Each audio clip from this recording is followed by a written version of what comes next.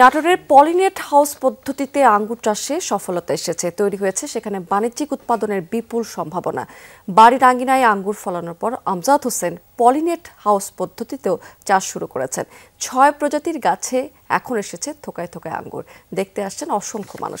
অনেক তরুণ ঝুঁকছেন এখানে আঙ্গুর চাষে।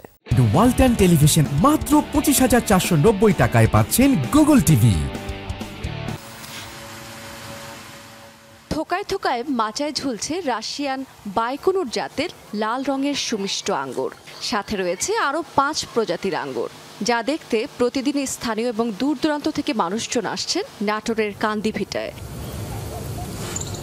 বাড়ির আঙ্গিনা এবং জমিতে আঙ্গুর চাষে সফল হওয়ার পর তরুণ কৃষি উদ্যোক্তা আমজাদ হোসেন এবার পলিনেট হাউস পদ্ধতিতে চাষ করেছেন আঙ্গুর। 7 মাসের মাথায় সব প্রজাতির গাছে আঙ্গুর ধরেছে। এই বাগানটার বয়স 7 মাস।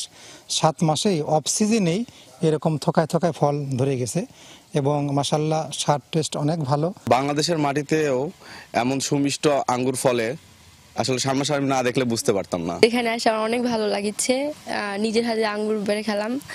আঙ্গুর চাষ পদ্ধতি অন্যান্য ফসলের মতোই, তবে বাড়তি নজর দিতে হয় কাটিং এর উপর। এই গাছের লতা কাটার মাধ্যমেই বংশ বিস্তার হয়।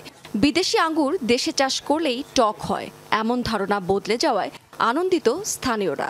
অনেকেই ঝুঁকছেন এই আঙ্গুর চাষে।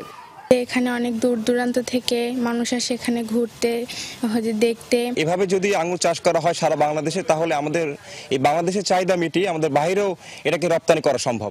আবহাওয়া উপযোগী উন্নত জাত রোপণের পরামর্শ দিচ্ছে কৃষি বিভাগ। ব্যবহার করা হচ্ছে জৈব বালাইনাশক।